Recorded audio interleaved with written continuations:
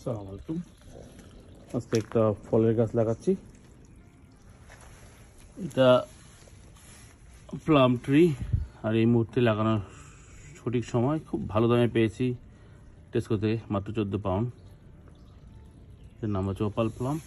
তো গাছ লাগানোর সময় যে জিনিসটা খুব খেয়াল করতে হবে, আমরা যেন এই যে গাছের যে বেজ লেভেল, মাটির লেভেল সেম থাকে। আপনি আদর করে আবার অতিরিক্ত ডুবিয়ে দিবেন না মাটি দিয়ে, তাহলে কিন্তু গাছটা শখ হবে, তখন ফল দিতে সময় নেবে। ও কনফিউজ হতে হবে, আমি কোথায় আসলাম, কেন কী হইলো। এই জন্য যেটা গর্ত করবেন, গর্ত একটু বড় করবেন।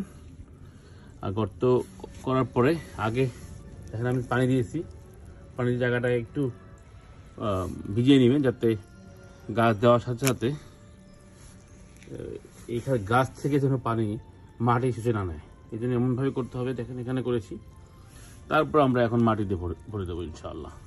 এটা হলো গাছ, নতুন গাছ আর পুরান গাছ এটাই লাগার না কোনো নিয়ম।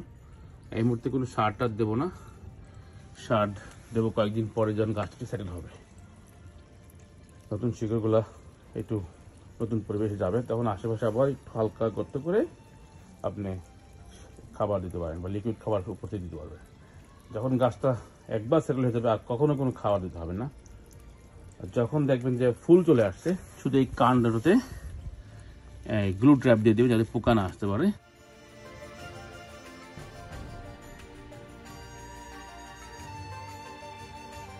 তখন আর গাছের ফলে কখনো পোকা ধরবে না, যে কোনো ফলের গাছ।